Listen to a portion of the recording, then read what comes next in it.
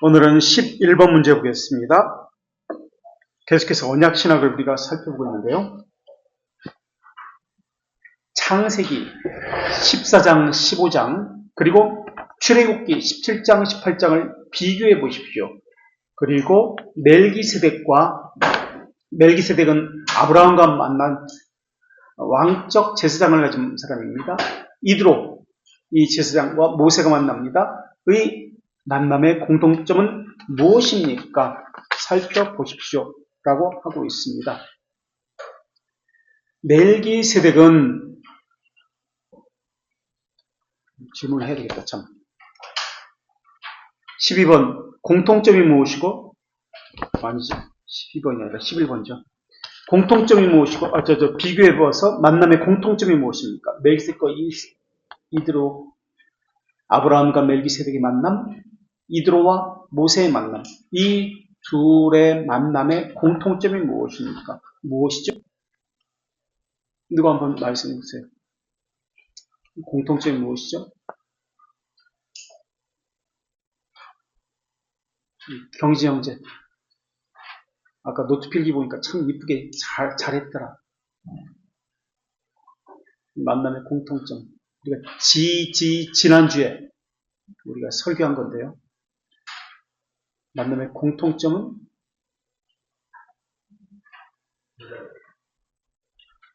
제사장인데, 둘 다 제사장인데, 만남의 공통점은,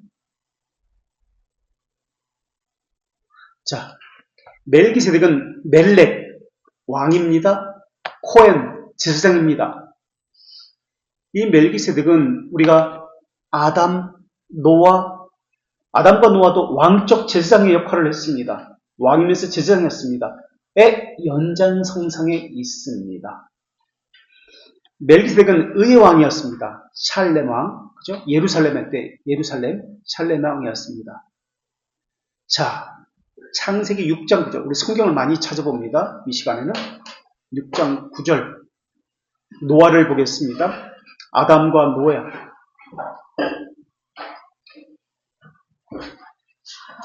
창세기 6장 9절. 우리 8월부터 성경 봉독하는 거 우리 석정제가 하기로 했죠? 네. 그래, 한번. 이것이 노아의 조건이라 노아는 의인이요 근대의 완전한 자라 있는 하나님과 동행하였습니다. 자, 누구라고 나와요? 의인이다라고 나옵니다. 의인. 아비멜렉은 무슨 왕? 샬렘 왕인데 이것이 의의 왕. 그죠? 의의 왕입니다. 노아도 의인입니다. 의의 왕, 의인. 노아가 혼자밖에 없었으니까 다 멸망하고 왕이지 뭐. 그죠? 22절, 창세기 6장 22절. 노아가 그와 같이 하여 하나님이 자기에게 명하신 대로 다 준행하였더라. 7장 1절. 여호와께서 모세에게 이르시되 너는 내 온 집은 방주로 들어가라. 이 시대에서 내가 내 앞에 의로움을 내가 보았느니라. 하나님의 말씀대로 다 순종한 사람이 노아입니다. 하나님과 동행한 사람이 노아입니다. 하나님 앞에 의로움을 나타내는 사람이 노아입니다. 의의 왕 멜기세덱입니다. 이 사람도 노아처럼 의로운 사람입니다. 하나님을 경외하는 사람입니다. 지극히 노아처럼 하나님을 섬기는 사람이 멜기세덱입니다.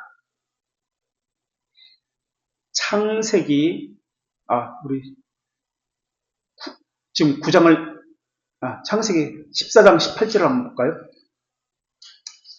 창세기 14장 18절. 샬렘 왕, 의의 왕, 의인 멜기세덱이 무엇을 가지고 나왔죠? 하나님의 제사장으로서 무엇을 가지고 나왔죠? 샬렘 왕 멜기세덱이 떡과 포도주를 가지고 나왔으니 이는 하나님의 지극히 높으신 제사장이라. 코엔 제사장이다. 그리고 이것을 가지고 아브라함에게 어떤 것을 했죠? 축복을 했어요. 떡과 포도주로 아브라함을 축복합니다. 자, 노아는 창세기 9장에서 무엇을 하는 사람이었죠? 창세기 9장에서 21절부터 24절까지 한번 보세요. 무엇을 하는 사람인지 나옵니다. 노아가 무엇으로 어떤 직업을 가진 사람으로 표현되고 있죠? 타락 이후에, 심판 이후에 노아는 어떤 사람이었죠? 20절부터 볼까요? 노아가 농사를 시작하여 뭘 심었죠? 포도나무. 이때 심었더니라는 이 단어가 아이타라는 단어예요. 창설하다.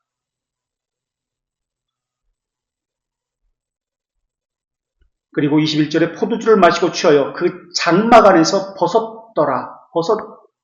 벌거벗은지라. 무엇이 생각나나요 혹시? 에덴 동산에서 심었더니, 지금 노아는 포도나무를 그 동산에 심었습니다. 포도원입니다. 포도원 동산입니다. 땅을 갈고 포도나무를 동산에 심었다. 창설하다. 지금 창세기 9장 20절 심었더니라는 이 단어가 그 단어입니다. 에덴 동산에서 창세기 3장 23절 한번 볼까요? 창세기 3장 23절 에덴 동산에서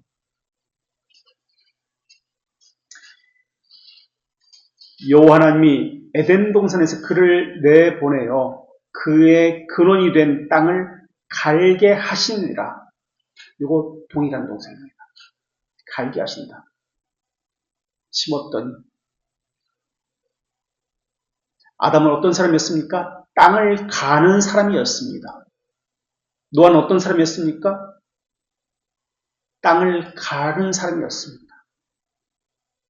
포도나무를 심는 사람, 땅을 갈고 포도나무를 심는 사람이었습니다. 농업에 종사하는 자였어요. 아담도 농업에 종사하는 사람이었고 노아도 농업에 종사하는 사람이었습니다. 노아는 포도주를 마시고 아들에게 축복을 합니다. 또 물론 아들에게 저주합니다. 포도주를 가지고 축복을 합니다. 멜기세덱도 떡과 포도주를 가지고 아브라함을 축복합니다.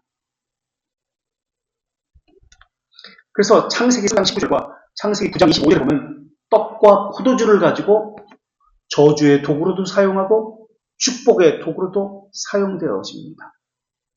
아브라함이 떡과 포도주를 가지고 축복을 받자 아비멜렉에서 이에 대해서 반응으로 11조를 아비멜렉에게 멜기세덱에게 드려서 권위를 인정합니다.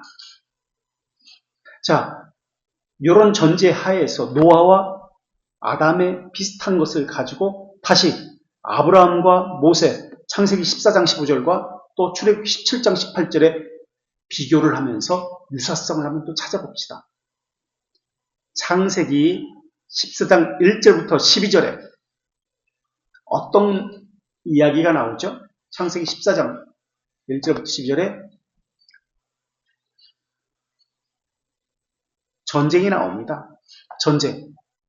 처음에는 4개국과 5개국, 4개국이 연합군이고 5개국이 연합군입니다. 4개국과 5개국이 싸웁니다. 그래서 어디가 이기죠? 5개 나라가 이깁니까? 4개 나라가 이깁니까? 보통 우리 생각으로는 나라가 많으니까 5개 나라가 이길 것 같지만은 5개 나라가 이긴 게 아니라 4개 나라가 이깁니다. 이때 4개 나라에 5개 나라 전쟁이 진 쪽에 포함된 것이 소돔과 고모라입니다. 그리고 아브라함의 조카 롯이 소돔과 고모라에 있었습니다. 그래서 포로로 끌려갑니다. 자, 4개 나라 포로로 끌려가서 4개 나라의 포로로 끌려가서 그래서 이제 큰일 났다. 아브라함은 자신이 기르던 318명의 사람을 데리고 4개 나라와 전쟁을 합니다. 그래서 이겨버립니다. 그러니까 9개 나라를 아브라함이 승리해서 자기 것으로 만든 거예요. 그렇죠? 9개 나라. 전쟁에서 승리합니다. 이게 창세기 14장의 이야기입니다.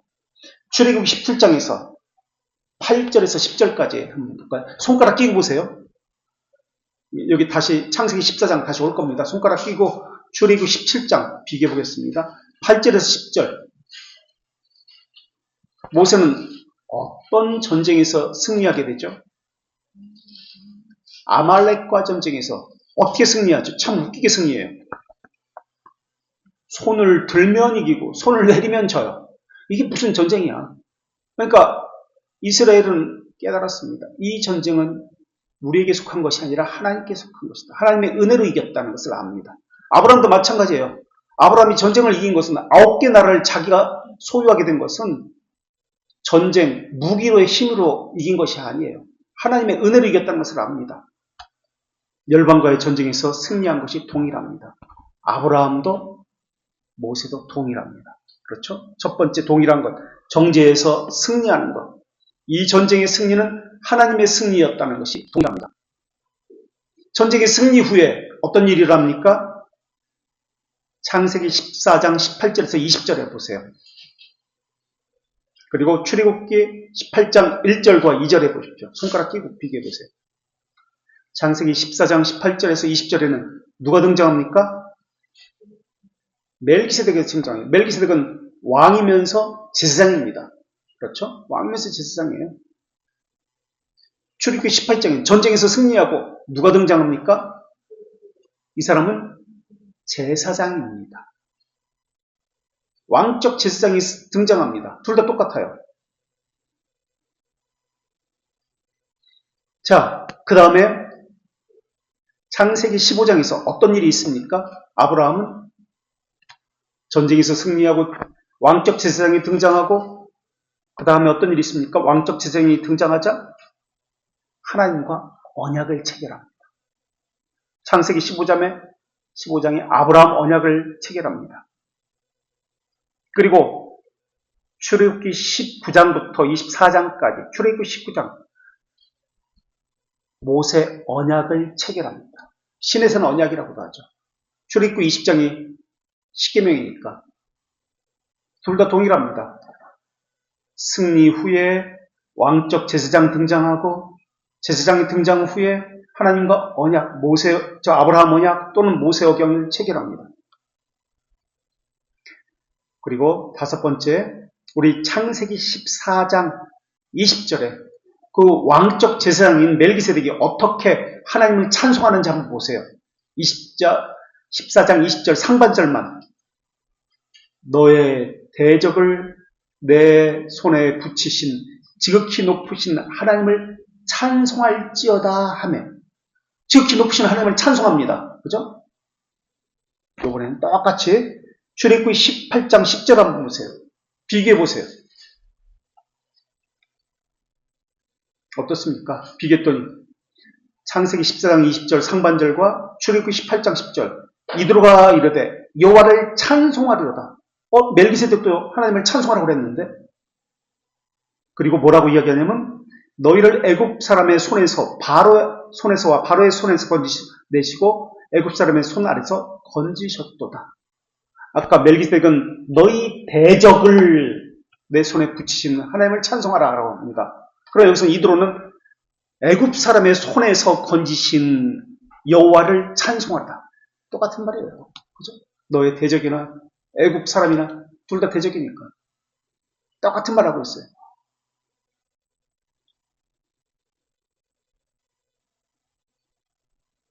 멜기세덱은 살렘왕 의의 왕입니다. 그리고 제사장입니다.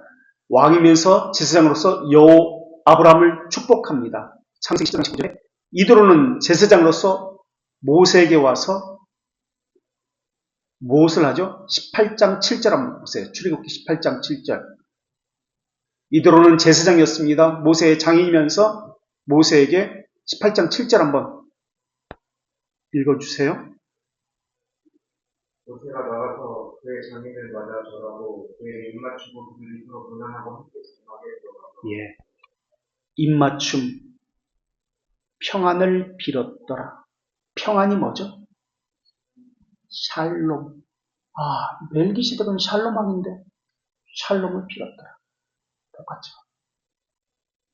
이드로도 샬롬, 평안을 빌었어요. 샬렘 왕 멜기세덱, 의의 왕, 샬렘은 의거든요. 의의 왕에게 그가 나와서 아브라함에게 복을 내리신 것처럼 이드로도 모세에게 가서 평안을 빌어서 복을 내립니다. 의의 복을 내립니다. 똑같습니다. 샬렘 왕은 아브라함에게 왔을 때 무엇을 가지고 나왔죠?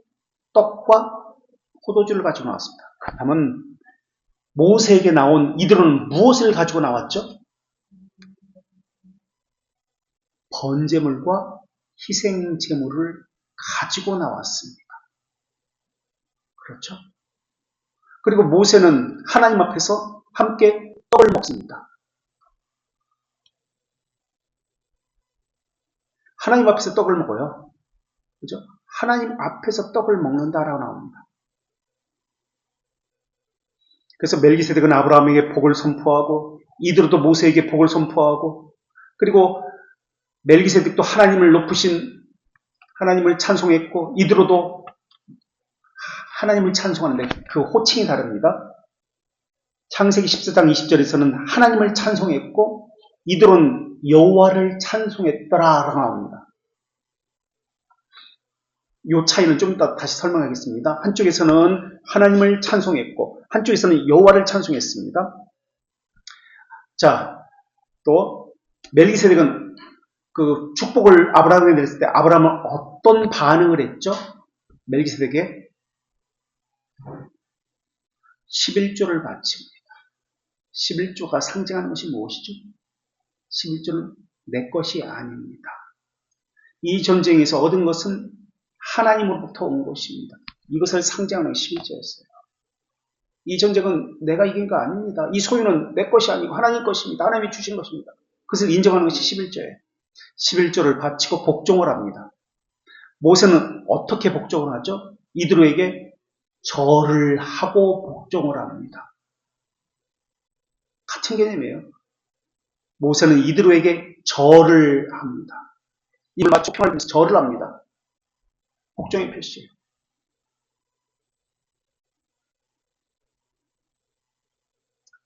자, 이 두 사건은 어디에서 일어난 사건입니까? 창세기 14장의 사건, 아브라함을 만난 이 샬렘 왕은 시온산, 그러니까 다시 말하면 샬렘, 예루살렘과 관련된 사건. 예루살렘. 하나님의 산 예루살렘과 관련된 사건이 창세기 14장의 멜기세덱과 아브라함의 만남이에요. 그렇다면 모세의 사건은 어디서의 사건입니까? 출애굽기 18장, 19장, 20장 신의 산의 사건이에요. 하나님의 산의 사건이에요. 신의 산의 사건.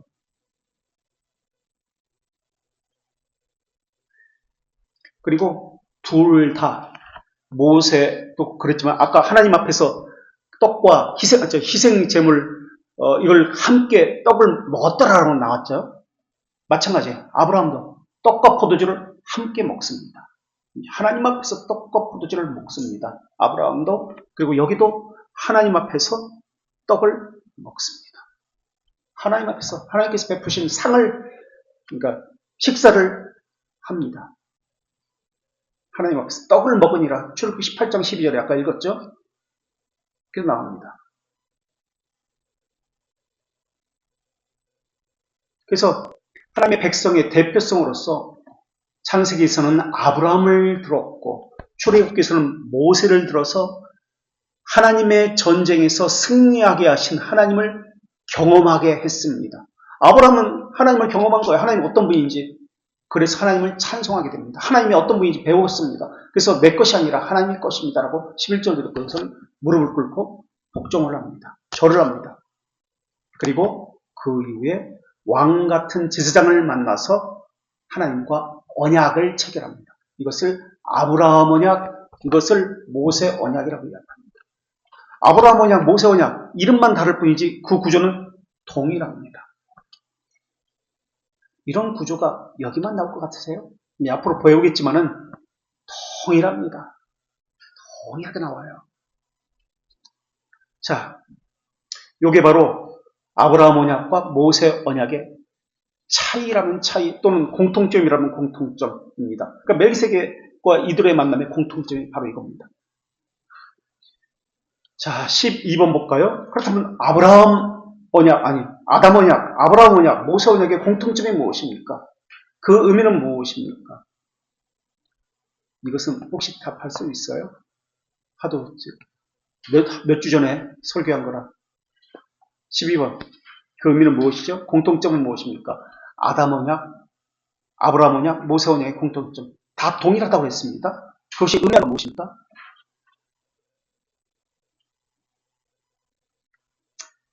하나님께서 아담에게 주신 창세기 1장 28절에서 주신 명령이 무엇입니까? 이걸 생각해야 돼. 이게 동일하게 나타나요, 다. 노아에게도, 아브라함에게도, 모세에게도 동일하게 나타납니다. 아담과 맺으신 에덴 동산의 언약이 연장선상이 모세 언약, 아브라함 언약, 노아 언약 동일합니다. 하나님이 에덴 동산에서 아담에게 주신 언약의 내용이 무엇입니까? 동사로 표현해 보십시오. 생각나세요? 동사 4가지로 표현해 보세요. 뭐였죠? 아니, 그때 없으면 어떻게 하셨어요? 자, 오케이. 생육하고, 번성하고, 충만하고, 정복하라. 그리고 나중에 이제 다스리다 나오죠. 자,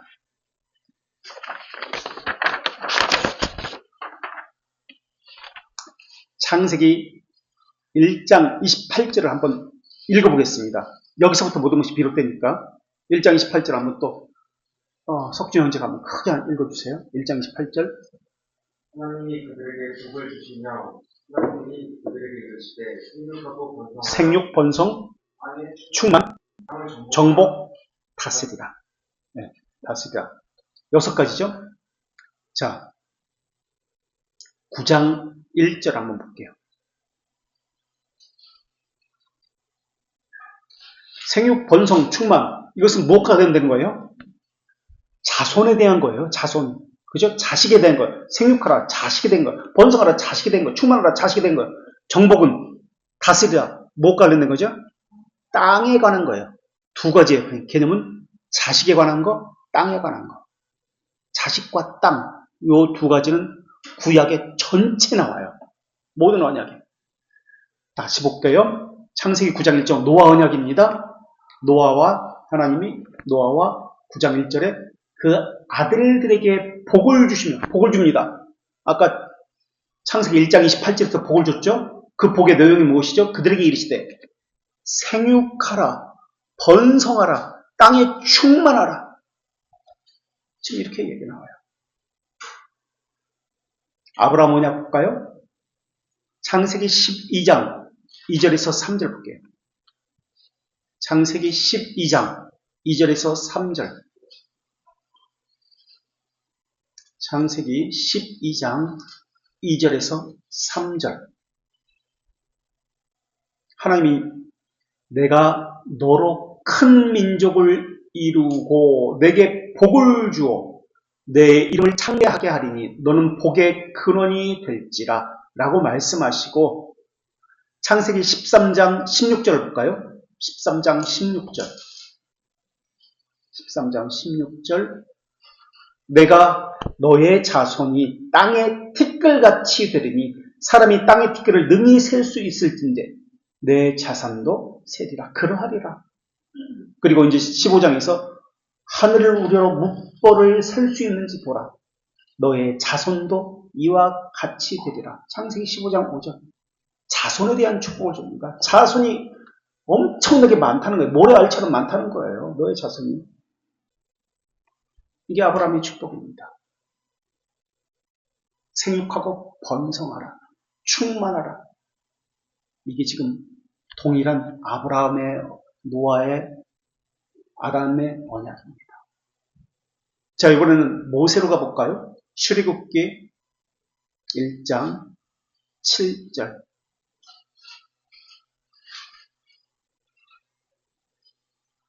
한번 좀 크게, 누가 어떤 분이 더 좋습니다.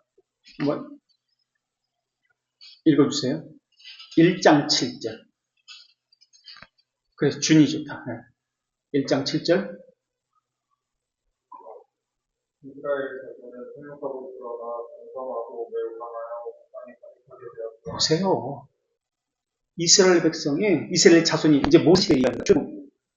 생육하고 불어나 번성해, 생육하고 번성하고 온 땅에 가득하게 됐다. 똑같은 얘기잖아요.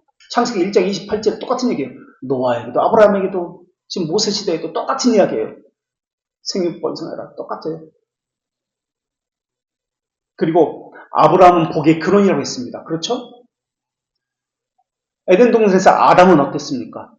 마찬가지로 복의 근원이에요. 거기서부터 모든 자손이 나오니까 복의 근원이에요. 복의 근원.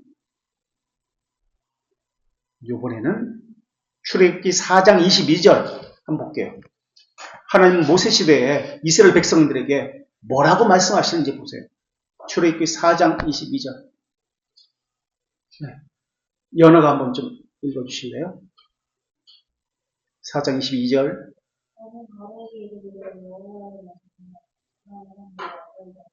내 아들만 얘기한 게 아니라 장자다. 장자라는 개념이 무엇이에요? 복의 근원이라는 뜻이에요. 아브라함의 복의 근원이다. 자손이 티끌같이 되리라. 이스라엘은 내 장자야. 복의 근원이야. 여기서부터 모든 것이 시작돼. 장자라는 뜻입니다. 동일하게 이야기돼요. 아담에게, 노아에게 지금 동일하게 지금 이야기가 있습니다. 아담의 직분이 어떤 일입니까? 왕과 제사장으로서 하나님의 통치와 복을 온 세상에 흘러보내는 일입니다. 아브라함도 그 이야기, 노아도 그 일을 했고, 아브라함도 그 일을 했습니다. 모세도 그 일을 합니다. 이스라엘 백성도 거룩한 나라로서, 나의 장자 나라로서 그 일을 합니다. 그럼 그 이야기가 무엇입니까? 아담의 역할을 계속해서 물려받았습니다. 라는 이야기입니다. 타락이 했지만은 아담이 해야 하는 일의 역할을, 직무를 노아도 물려받았습니다. 아브라함도 물려받았습니다. 모세도 물려받았습니다. 이스라엘 백성도 물려받았습니다. 그 이야기를 하는 거예요, 지금. 그래서 구약의 마지막 아담으로서 이스라엘 백성들은 아담의 일을 해야만 했습니다. 이스라엘 역사는 왕이 세워지기 전까지는 왕과 제사장은 분리되었습니까? 아니면 하나였습니까? 왕이 세워지기 전까지. 왕이 세워지기 전까지는 동일했습니다. 하나였어요. 근데 왕이 세워짐으로써 선지자와 왕이 분리가 됩니다. 그래서 서로가 서로를 못 건드렸어요. 우리가 성경을 찾아봤잖아요. 왕과 제사장이 따로 세워지게 됩니다. 사울 왕부터. 그러나 사울 왕 이전에 선지자, 제사장, 사무엘이 왕의 다스림처럼 모든 것을 다스렸습니다. 그런데 이스라엘에서 왕과 제사장이 분리가 되었다가 언제 다시 합쳐지죠? 누구에게서 합쳐지죠? 이것이 왕 같은 제사장, 왕과 제사장의 역할이 누구에게서 다시 합쳐집니다. 그거예요. 예수님에게서 합쳐져요. 예수님에게서 왕과 제사장이 합쳐지는 사건이 일어나요. 이건 엄청난 사건이에요. 그리고 예수님에게서 합쳤던 왕 같은 제사장, 왕과 제사장이 오늘 배전이고 베드로전서 2장 9절에서 우리에게 동일하게 이어져 오는 겁니다. 아담에게 있었던 것이 동일하게 지금 우리에게까지 동일한 언약을 가지고 내려오고 있는 거예요. 자, 생육하고 번성하고 땅에 충만하라. 생육하라라는 단어, 번성하고 라바, 벌레 많아, 라바, 땅에 충만하라, 말레. 이것이 의미하는 바가 무엇입니까? 창조 명령자요, 자손과 땅을 다스리라. 제사장이면서 왕의 역할이 노아, 아브라함 거쳐 이스라엘 통해서 동시에 오늘 우리에게 실현되어지도록, 이것이 우리의 사명으로 우리에게 부어진 겁니다. 그래서 이스라엘은 아담처럼, 노아처럼, 아브라함처럼 아담 언약에 충실해야 했고 여호와를 그것을 가지고 섬기도록 부름을 받았습니다. 출애굽기 4장 22절, 23절을 한번 볼게요.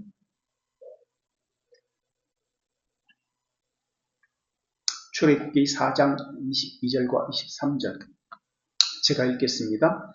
아까 읽었던 건데요. 너는 바로에게 이르기를 여호와의 말씀에 이스라엘은 내 아들 장자라. 장자라는 뜻이 어떤 단어 쓰는 줄 아세요? 아담. 아담. 그런 개념이에요, 아담. 아담은 물론 흙이라는 뜻이지만은 거기에 근원, 모든 것의 근원, 그런 개념이에요. 아담, 장자다. 장자다. 아담이라는 뜻이. 23절, 내가 내게 이르기를 이제 바로에게 이야기하는 겁니다. 내 아들을, 이스라엘을 보내주어. 왜 보내주어? 나를 섬기게 하여도. 섬기하기 위해서 보내주라는 거예요. 그래서 네가 거절하니까 나는 너의 아들, 네 장자를 죽이리라 하셨다 하라 하느니라. 이 출애굽기 4장 22절과 23절의 말씀을 창세기 3장 15절의 말씀과 또 비교해 보세요. 타락 이후에 하나님께서 아담에게 주신 원시 명령이라고 이야기합니다. 어쩜 이렇게 똑같은지 몰라요. 아들을 살리고 원수인 내 아들을 죽이겠다. 장자를 죽이겠다고 얘기합니다. 창세기 3장 15절. 내가 너로 여자와 원수가 되게 하고 내 후손도 여자의 후손과 원수가 되게 하리니 여자의 후손은 내 머리를 상하게 할 것이고 너는 그의 발꿈치를 상하게 할 것이다. 이것이 그대로 출애굽기 4장 22절 23절에 이어지고 있음을 볼 수 있습니다. 원수의 머리를 밟습니다.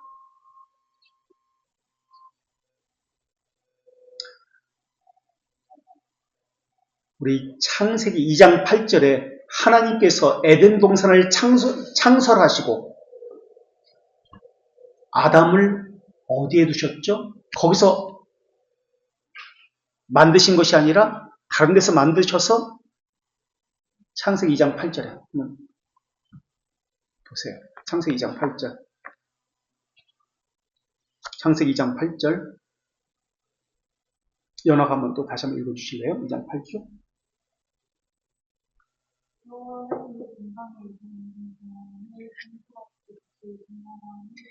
지으신 사람을 거기에 두셨어요. 2장 15절에 다시 똑같은 말씀인데 여호와 하나님이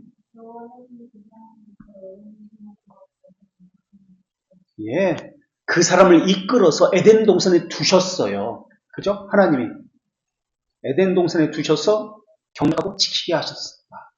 이 단어가 우리 지난 시간에 배운 것처럼 제사장적 언어다. 제사장이 성막에서 사역했던, 성전에서 제사장들이 사역했던 그 단어가 동일하게 경작하며 지키다. 이제 제사와 순종이라는 뜻이다라는 것을 배웠습니다. 자, 하나님께서는 에덴 동산에 아담과 하와를 두셨습니다. 동일하게 한번 봅시다. 이스라엘 백성을 어떻게 하시는지 출애굽기 15장 17절과 18절을 보겠습니다. 출애굽기 15장 17절과 18절. 출애굽기 15장 17절과 18절. 이번에는 누가 읽을까? 네. 정윤 한번 읽어주실래요? 17절과 18절 15장.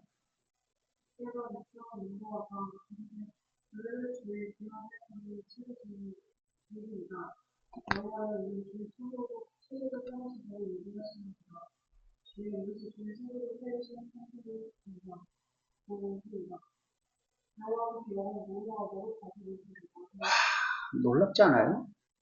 주께서 백성을 인도하사, 주께서 아담을 인도하사 에덴 동산에 두니라. 주께서 백성을 인도하사 주의 기업의 산에 심으시로다. 동일합니다. 여호와여, 이는 주의 처소로 삼으시려고 예비하신 것이다. 에덴 동산이 주의 성소로 예비한 것처럼 이스라엘 백성을 예비해서 주의 손으로 세우신 이것은 성소로서이다. 동일합니다. 에덴 동산을.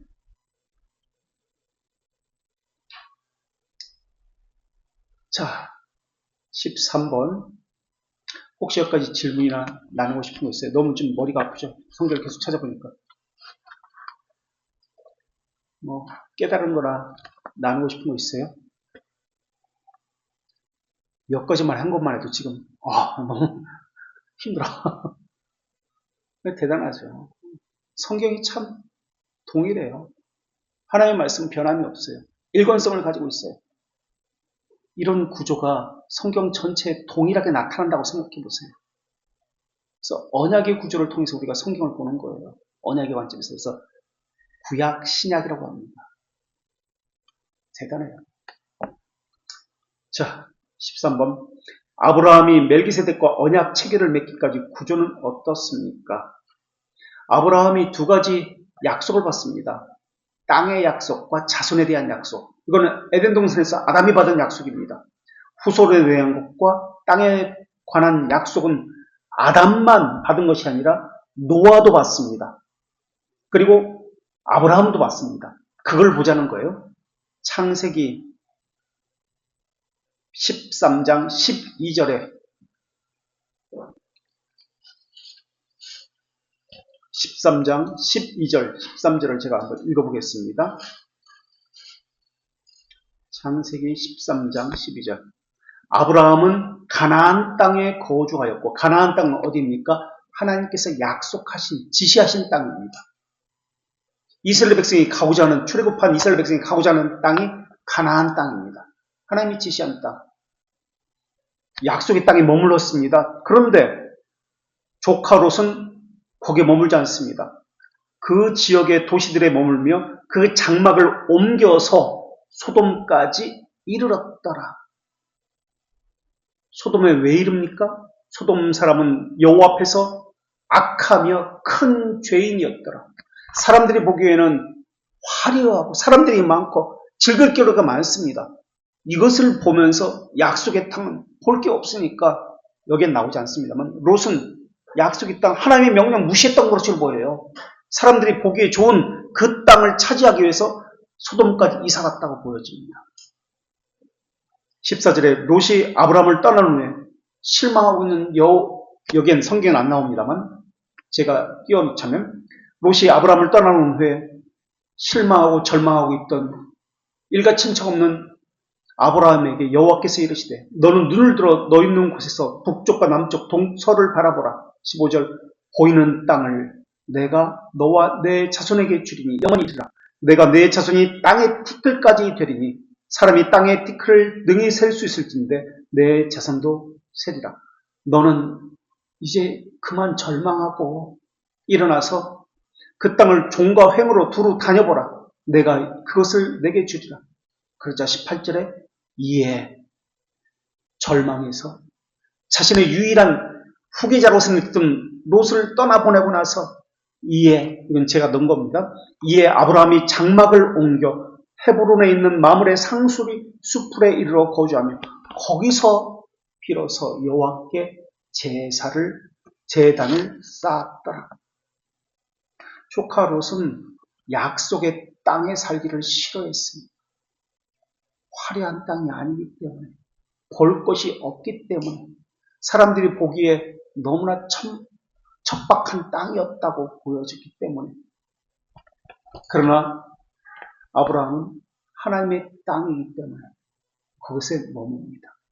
그래서 조카 롯은 큰 죄를 저지른 도시를 택합니다.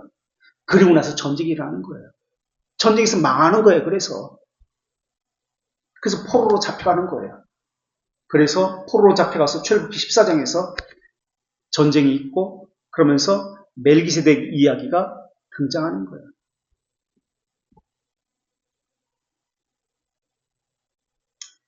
노예 창세기 14장 10절에서 멜기세덱이 전쟁에서 이제 아브라함이 전쟁에서 이깁니다. 그리고 멜기세덱이 전쟁에서 이긴 아브라함에게 너의 대적을 내 손에 붙이신 지극히 높으신 하나님을 찬송할지로다. 하나님의 은혜를 상기시킵니다. 그런데 이 본문이 아브라함에게 다시 15장 1절에서 하나님은 나의 방패시다라는 고백을 하게 합니다.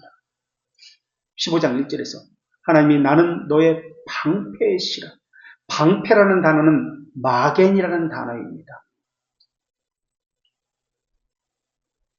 하나님의 언약의 복은 멜기세덱의 축복과 연결되어서 여기서 나옵니다. 그러면서 자손과 땅을 주시겠다는 언약으로 이어집니다. 아브라함은 사람의 방식으로 땅과 많은 재물을 가질 수가 있었습니다. 전쟁에서 이겼기 때문에. 그런데 이것을 다 포기합니다. 그렇죠? 그냥 줘버려요. 소돔 왕에게, 베라에게 다 줍니다. 다 가져가라. 전쟁에서 이겼으면 고대 전쟁에서는 모두가 이긴 사람의 것입니다. 사람도 물질도. 그러니까 9개 나라가 자기 것이 되는 거예요. 근데 그렇게 하지 않습니다. 하나님의 방법대로 하고 싶습니다. 이게 성경에 나오지 않습니다. 제가 볼 때. 하나님의 방법대로 하고 싶습니다. 해서 그런지 몰라도 그냥 그대로 다 돌려줍니다. 하나님께서는 자손과 땅을 약속하지 않았습니까? 그것을 받고 싶습니다. 그래서 하나님의 방식으로 후손을 얻겠습니다. 하나님의 방식으로 땅을 얻겠습니다. 라고 합니다.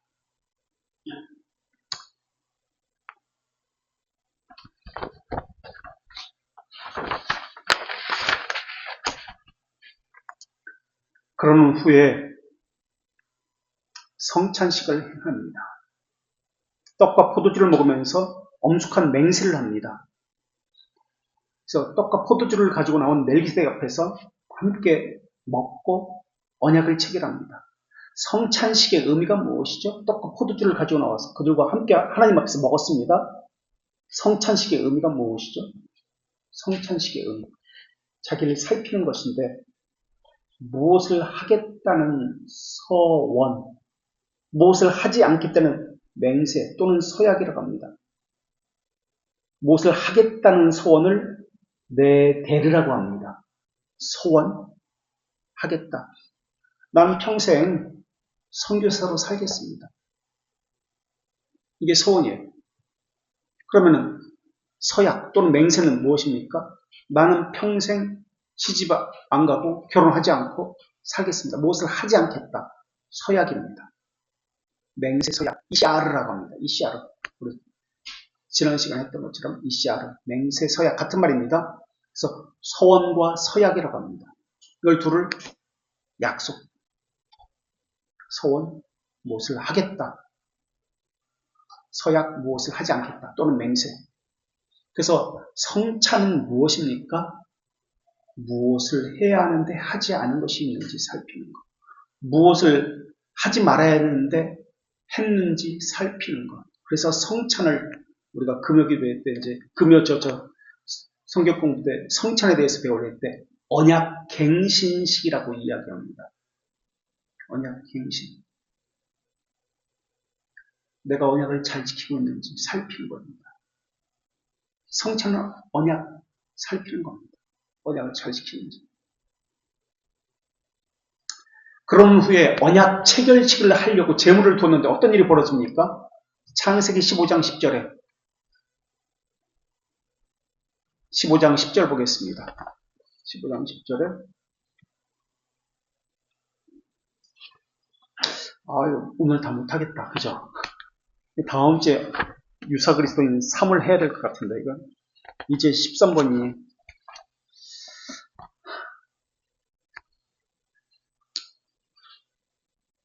창세기 15장 10절에 아브라함이 그 모든 것을 가져다가 그 재물을 중간을 쪼개는데 그 쪼갠 것을 양쪽으로 쪼개놓고 마주 대하여 놓고 새는 비둘기는 너무 작으니까 쪼개지 않습니다. 그런데 그때 11절에 솔개가 그 사체 위에 내릴 때에는 그러니까 한 번 내린 게 아니에요. 내릴 때에는 반복적으로 내리는 거예요. 계속해서 이 재물을 더럽게 만들려고 아브라함이 계속해서 쫓아냈더라. 지속적으로 부정을 몰아냅니다. 제사장으로서 재물을 정결케 했습니다. 근데 15장 17절에 해가 져서 어두울 때 연기나는 화로가 보이며 타는 횃불이 쪼갠 고기 사이로 지나갑니다. 그리고 하나님의 언약이 마침내 체결되었습니다. 아브라함의 언약은 창세기 12장에서 15장에 나옵니다. 모세의 언약은 출애굽기 18장에서 24장에 나옵니다. 그런데 우리 아까 멜기세덱은 어떻게 호칭을 썼죠? 축복을 할 때 포도주와 떡과 포도주를 가져와서 어떤 호칭으로 하나님을 표현했죠? 여호와라고 했습니까? 하나님이라고 했습니까? 하나님이라고 했습니다. 모세에게는 어떤 호칭을 썼죠? 하나님의 호칭을 하나님이라고 했습니까? 여호와라고 했습니다. 자, 여기서 차이가 있습니다. 둘 다 동일한 언약입니다. 아브라함과 모세 언약입니다. 왜 하나님을 그 호칭을 했을까요? 떡과 포도주를 가지고 하나님을, 지극히 높으신 하나님을 찬양하라 라고 했습니다. 이것이 말하고자 하는 것과 여호와를 찬양하라, 지극히 높으신 여호와를 찬양하라, 너의 대적을 붙이셔서 이기게 하신 여호와를 찬양하라, 다릅니다. 어떤 점에서 다를까요? 하나님이라고 호칭을 쓰는 것과 여호와 호칭을 써서 멜기세덱의 축복과 이도의 축복은 다릅니다. 같은 축복인데 무엇이 다르죠? 혹시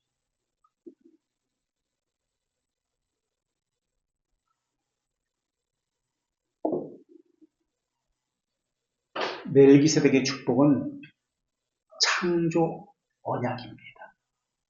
창조 언약.